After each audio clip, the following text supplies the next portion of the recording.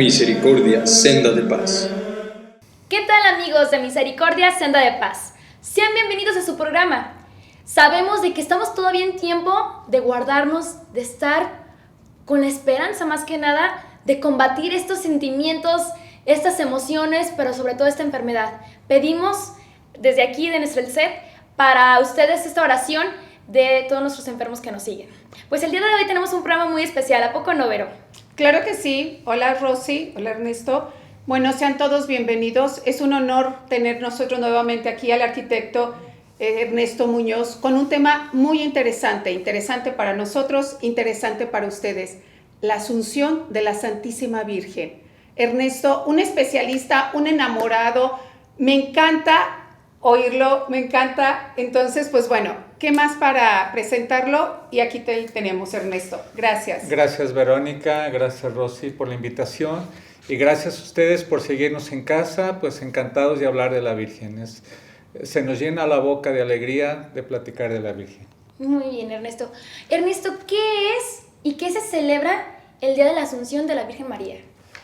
Bien, la celebración de la Asunción de la Santísima Virgen María es una fiesta muy antiquísima que en el origen de la Iglesia se celebraba, se le conocía como el Memorial de María. Así celebraba, era una fiesta, el Memorial de María. Ya en el año 451, San Juan Damasceno, en el concilio de Calcedonia, en el concilio de Calcedonia, en el año 451, él ya menciona que esta fiesta ya era muy conocida. Y en aquel entonces el emperador romano, que se llamaba Marciano, pidió el cuerpo de María Santísima, porque también lo quería venerar, y San Justino, que era obispo de Jerusalén, le dijo que la tradición narraba que cuando la Santísima Virgen María falleció, estaba junto a los apóstoles, que el único que no había llegado era Tomás. Cuando fueron al sepulcro para que la pudiera venerar también, se encontraron que no estaba el cuerpo. Entonces, desde entonces la tradición corre que la Santísima Virgen María ha sido asunta al cielo y que el cuerpo de María no está en el cielo. Y ya en el siglo VIII, esta fiesta cambió al nombre de la Asunción de María. Así es como prácticamente se dio. Siempre la tradición ha marcado que el cuerpo de María fue elevada al cielo en cuerpo y alma. Sí, fíjate que ahorita que estás tocando ese tema de Tomás, hay un dato que a mí me llamó la atención de cómo Dios pone las cosas que así tienen que suceder.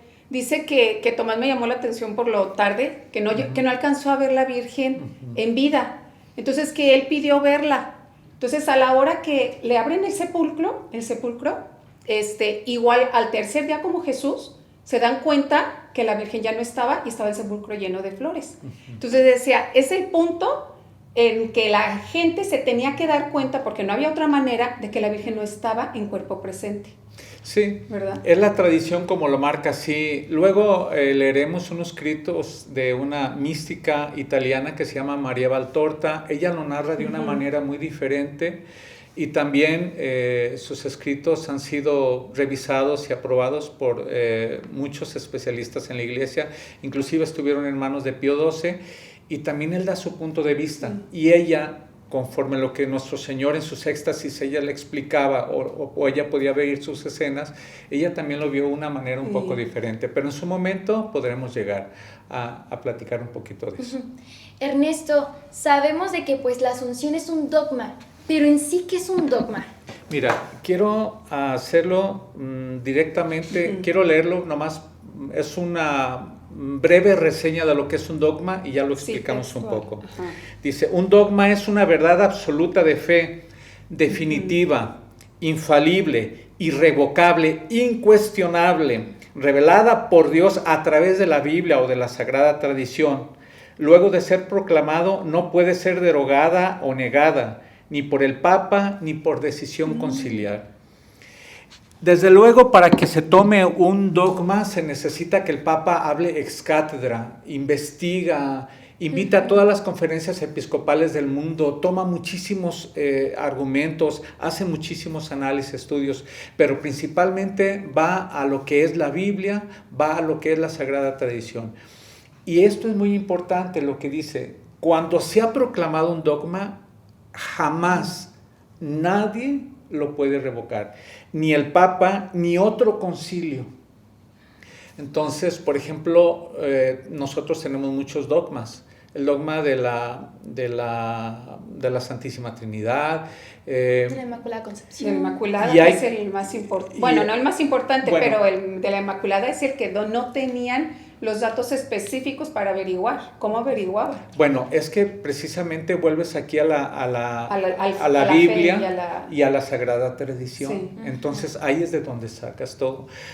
Dogmas marianos son 4 dogmas marianos. Dogmas en general son muchos dogmas.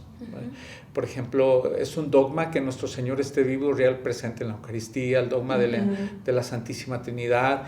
Bien, hay 4 dogmas. El primer dogma es la maternidad divina de María. Segundo dogma, la perpetua virginidad de la Santísima Virgen María. Tercer dogma, la Inmaculada Concepción de María. Y cuarto dogma, que es el último que se ha proclamado, que es la Asunción de la Santísima Virgen María, proclamado por el Papa Pío XII el 1 de noviembre, Día de Todos los Santos de 1950.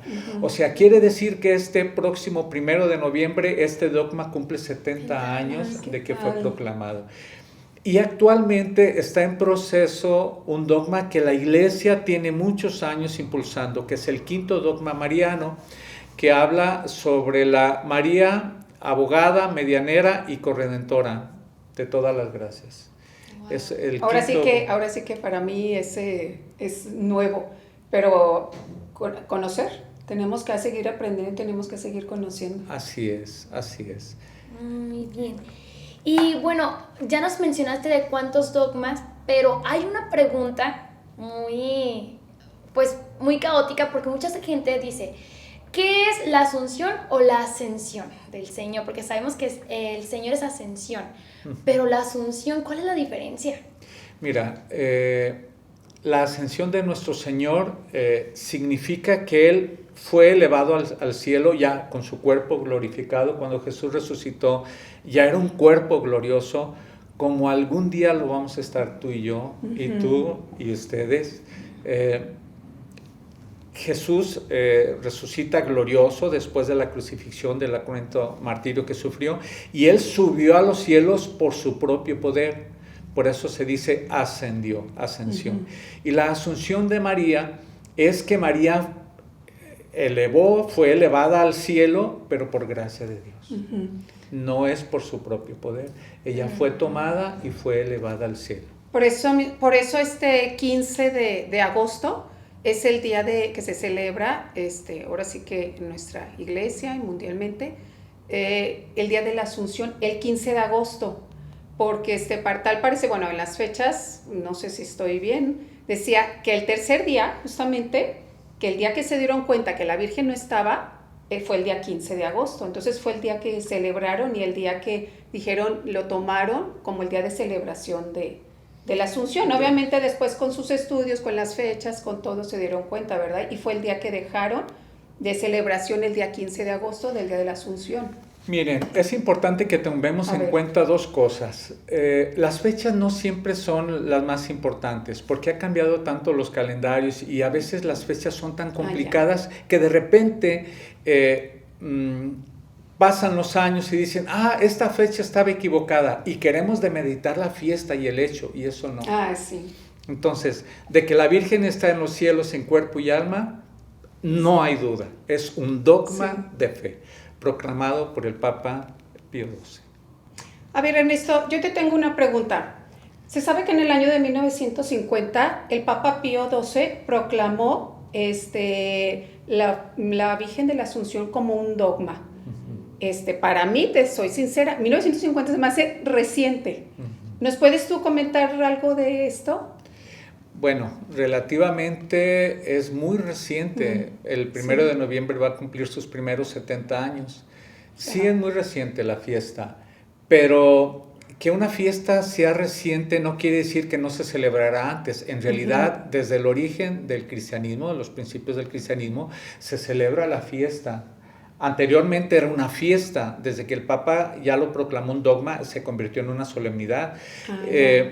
Miren, y el Papa, para poder proclamar un dogma, investiga en todas las conferencias episcopales, en todos los países del mundo, con todos los obispos, en todos los lugares de la iglesia, las iglesias particulares, pide datos, qué se celebra, qué antecedentes históricos hay.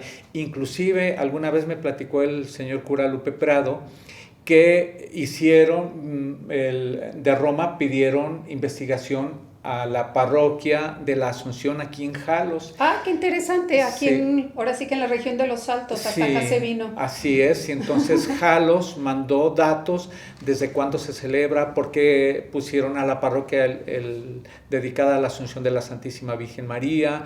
Entonces todos estos, como muchísimos más datos en todo el mundo, fueron recopilados por Vaticano, por la Iglesia en Roma, y todos estos fueron finalmente pues argumentos sólidos para darse cuenta que esta fiesta ya era venerada y era vivida desde siglos atrás. Fíjate, qué interesante, sí me llamó la atención ese dato. Sobre todo, sabiendo que aquí en la región de los Altos es una región, ahora sí que orgullosamente católica, y que hay tanto templo y todo, que ya se celebrara antes del dogma en Jalos. Entonces, la fiesta de la Asunción. Entonces, yo sí desconocía ese dato de 1950, pero qué interesante. Sí, miren, hay muchísimas cosas que nosotros vivimos y que nosotros celebramos, y que no porque la iglesia no los proclame no sean realidad. Por ejemplo, pensemos, el Papa San Juan Pablo II, si no me equivoco, proclamado santo más o menos en el año 2010, creo que fue un 27 de abril, si no me equivoco, sí. Más o menos la fecha. No quiere decir que el Papa San Juan Pablo II haya sido santo a partir de ese día. Sí.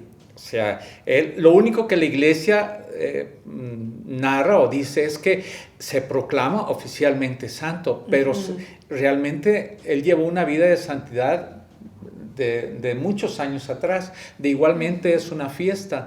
No quiere decir que a partir de 1950 se haya dado la Asunción de la Santísima Virgen María a los cielos. O sea, siempre se celebró, era como fiesta, pero no se celebraba como una solemnidad ni como un dogma. Era una evolución que cada quien particularmente podía decidir, la verdad. Y entonces ahora no, al convertirse en un dogma, es una verdad de fe para creerse. Y la solemnidad de la Asunción de la Santísima Virgen María.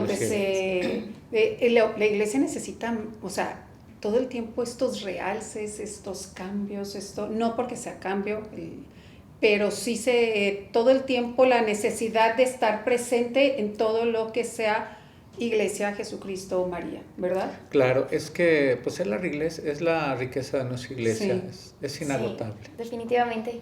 Pero entonces, ¿cómo inició este gran prodigio, Ernesto? Mira, antes de pasar un poquito, me gustaría leerles la manera en cómo el Papa Pío XII lo proclamó, ¿sí? Y lo quiero leer. Fue a través de una constitución apostólica, Munificentissimus Deus, y lo proclamó de esta manera en aquel 1950.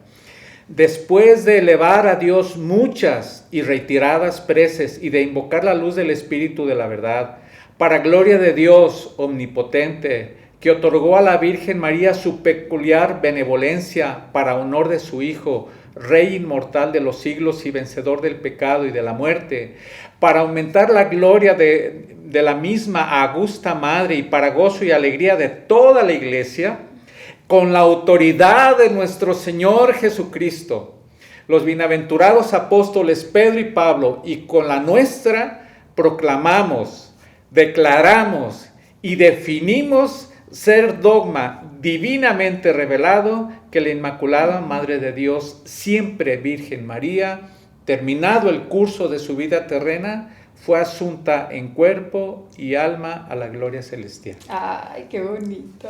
Qué solemne, ¿no? Sí, Sí. la verdad que Sí, qué bonito. No, y Qué ya bonito. desde ese momento, Sí. como dijo nuestro Señor, lo que se desata en la tierra quedará desatado en los cielos por los siglos de los siglos. Ahora, Rosy, ¿cómo empezó todo esto? Mira, bueno, quiero venirme al último momento. Cuando Jesús, en el último momento de su vida, en su agonía en la cruz, le entrega a Jesús, a Juan, le entrega a la Santísima Virgen María. En el momento más extremo y doloroso de su muerte, cuando él estaba en lo más intenso de su vida como hombre y como Dios, le dijo: mujer, he ahí a tu hijo, y le dijo a él: he ahí a tu madre. Desde ese momento, el apóstol se lo llevó a vivir con él. ¿Cuánto tiempo se considera que la Virgen vivió más? Se considera que pudo haber vivido entre 15 y 20 años más. Entonces, San Juan la asumió como su mamá, porque era una desgracia que una mujer quedara sola en la vida en aquel entonces. Y fuera que no fuera desgracia, de todos modos, siempre Jesús tuvo la delicadeza para su mamá. ¿A quién le dejo a mi mamá? Pues escogió al Fíjate, apóstol predilecto. Te voy a interrumpir tantito. Decía un dato también, algo que decía, era necesario que la Virgen María se quedara años después de la muerte de su hijo para seguir enseñando y seguir el camino de su hijo, dentro de ser mujer. Sí, de ser era necesario, esa palabra necesario, dije, ay, a mí también me llamó la atención cuántos años había vivido. Y sí me puse a averiguar y sí justamente decía que entre 20 años, justamente el dato que ella estabas dando. Sí. 20 años, o sea, ay.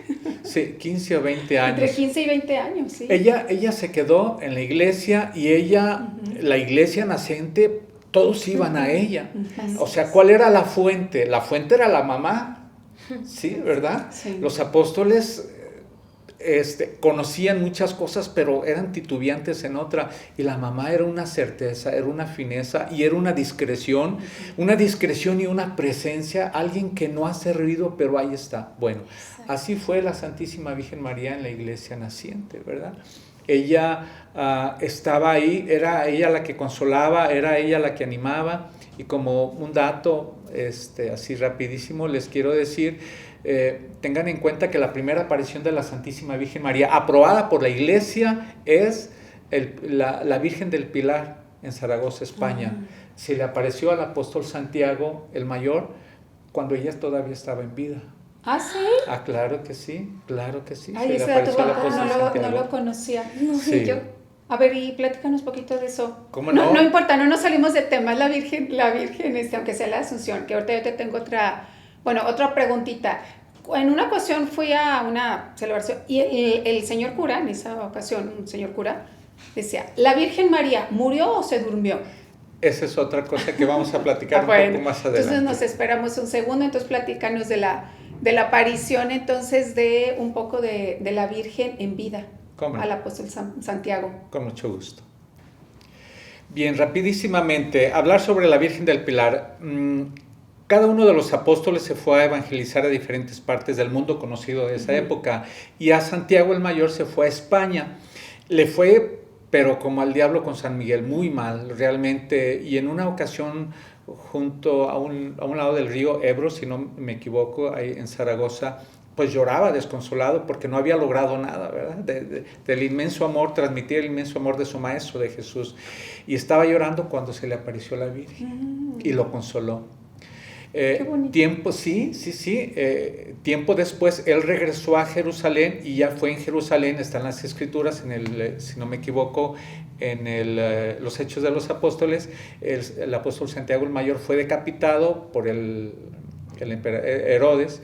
Y entonces es aquí cuando se dio la diáspora o la dispersión de todos los apóstoles, y tuvieron que salir huyendo de Jerusalén porque se empezó a lanzar una persecución cruenta contra los cristianos, ¿verdad? Bien, es aquí cuando la primera aparición de la Santísima Virgen María fue en vida, porque ella vivía. Ahora, segunda cosa, cuando se dio esta diáspora, San Juan se llevó a la Virgen a vivir a Éfeso, por eso la Virgen vivió en Éfeso, que es actualmente Turquía. Sí. Y por eso en el año 431 ahí se proclamó el primer dogma, que es la maternidad divina de María, en el año 431 en el dogma, en el concilio de Éfeso. Bien, se fue a vivir a Éfeso, San Juan se la llevó a vivir a Éfeso, y ya pasados los años, 15 años más, tal vez, poco más, regresó de vuelta a Jerusalén, donde finalmente ahí es donde la Virgen pasó a los cielos. De Jerusalén pasó a los cielos. Entonces, hacia grandes rasgos pudiéramos decir algo así, ¿no? San Juan se quedó con ella y llegó ahí a Jerusalén. Yo quiero comentarles algo. Se dicen en escritos como este de María Valtorta, que me parece una fuente muy fidedigna, narra algunos puntos, nos explica algunos puntos, es muy narrativa ella, cómo la Santísima Virgen María pasó sus últimos momentos en la tierra. Ella agonizaba de amor, o sea, la Virgen jamás estuvo enferma de nada. ¿Sí? O sea, ella fue destrozada, pero todo en el ámbito espiritual, ¿sí? O sea, todo lo que ella padeció, ella jamás supo lo que era una gripa, ella jamás supo lo que era un dolor, jamás supo lo que era ni inclusive de parto, ni de nada, porque habrá tenido dolores de parto la Virgen. Ella jamás sufrió nada, porque todos los dolores son consecuencias del pecado, y ella fue exenta de pecado. Entonces la Santísima Virgen María, lo que ella sufrió y que no lo quisiéramos nosotros ni para la punta del pie, es todo en el aspecto espiritual, atravesada por ver cómo trataron a su hijo, ¿no? Ese era el dolor realmente. Bien. Entonces, ¿de qué murió la Virgen? ¿De qué se iba a morir, verdad? Entonces, ¿de qué se iba a morir? Muy sencillo, de amor. De amor, de que se puede vivir. Alguien que ya te jala el amor a dónde, pues donde está la fuente del amor, ¿verdad? Te jala el amor, ¿verdad? Y me gustaría leerles este libro de esta mística María Valtorta, algunos fragmentos, no puedo leerlo todo porque no nos da tiempo, pero nos vamos a dar unas ideas. Ya la Santísima Virgen María ya le había explicado a Juan que ya no le quedaba mucho tiempo, porque ella empezaba a sentir en ella esos impulsos irresistibles, porque cuando la Virgen llegó a Jerusalén, entró y jamás volvió a salir. Llegó a donde la llevó a vivir Juan, en su pequeño departamento, su pequeña casa, y jamás volvió a salir. Bien. Y dice, nos narra esto San Juan Evangelista, tomado del libro de María Valtorta. Recogiendo los brazos sobre el pecho, ya estaba acostada, celando sus dulces ojos, cerrándolos, fúlgidos de amor, con sus párpados, dice San Juan, que está inclinado a ella hacia mí, le dijo ella, yo estoy con Dios, en Dios, y Dios está en mí. Mientras la contemplo y siento su abrazo, di los salmos y todas las otras páginas de las Escrituras que a mí se aplican, especialmente en este momento. Le decía a la Virgen, por favor, en este momento, nárrame todo lo que dicen las Escrituras respecto a mí y todos los salmos que dicen respecto a mí. ¿Sí? El espíritu de sabiduría te las indicará, es lo que le está diciendo la Virgen a San Juan. Recita luego la oración de mi Hijo, el Padre Nuestro. Repíteme las palabras del ángel anunciador, el Ave María, pero es la primera parte, ¿sí? Y las que me dijo Isabel, ¿verdad? Dichosa tú que has creído. Y mi himno de alabanza, que es el Magnificat, proclama mi alma. Muy bien. Y decía la Virgen, yo te seguiré con todo lo que tengo en mí todavía en la tierra. Yo te iré siguiendo. Entonces Juan empezó a hacer como el Espíritu le empezaba a iluminar todas estas oraciones más, mientras la Virgen empezó poco a poco, literalmente, a dormirse en el Señor. Y dice, Juan, más adelante, cortando un poco, dice, Juan con un grito de desgarro se arroja al suelo contra la orilla del lecho y llama a María. No sabe persuadirse de que ella ya no puede responderle, de que su cuerpo ya no tiene el alma vital, pero claro, tiene que rendirse ante la evidencia. Se inclina hacia su cara, que ha quedado fija en una expresión de gozo sobrenatural, y copiosas lágrimas llueven de los ojos de Juan para caer sobre el rostro delicado, sobre esas manos puras tan dulcemente cruzadas sobre el pecho. Es el único lavacro que recibe el cuerpo de María, el llanto del apóstol del amor, de su hijo adoptivo, por voluntad de Jesús. ¿verdad? Ah, qué bonito. Qué hermoso. Y sigue narrando un poco más. Vamos a seguir leyendo. Dice,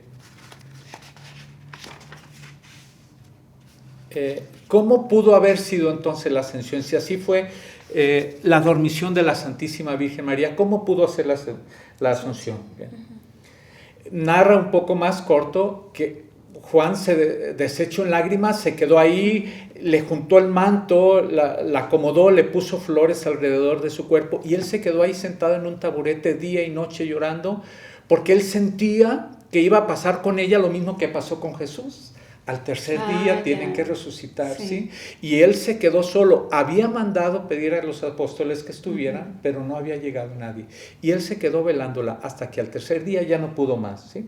Bien, entonces tengo que irme un poquito más arriba, ¿sí? Más a prisa.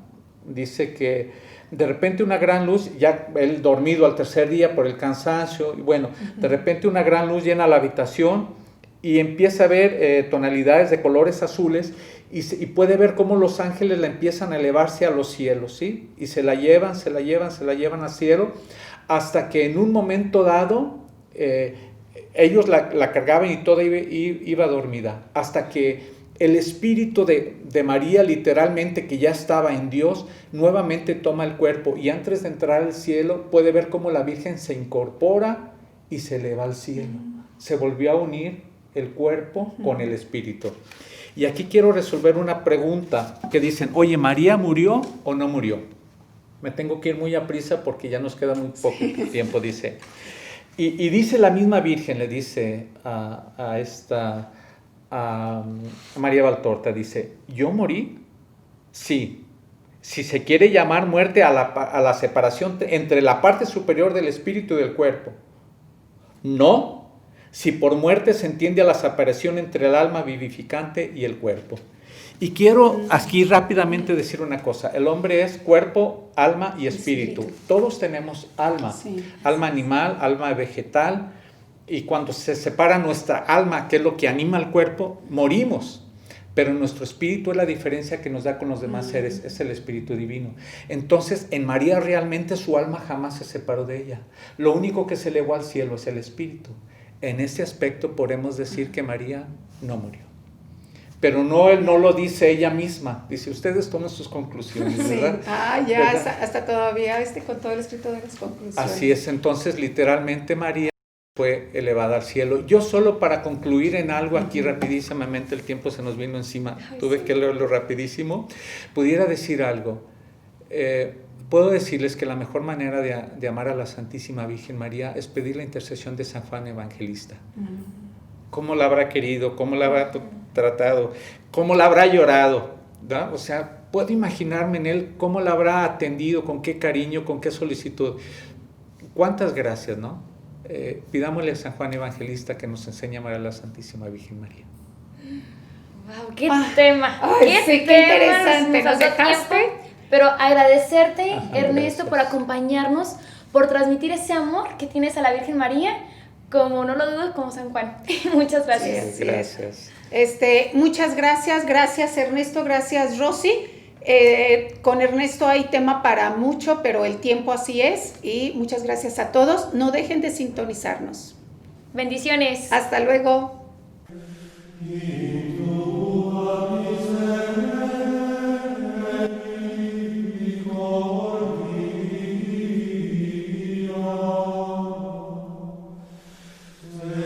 Misericordia, senda de paz.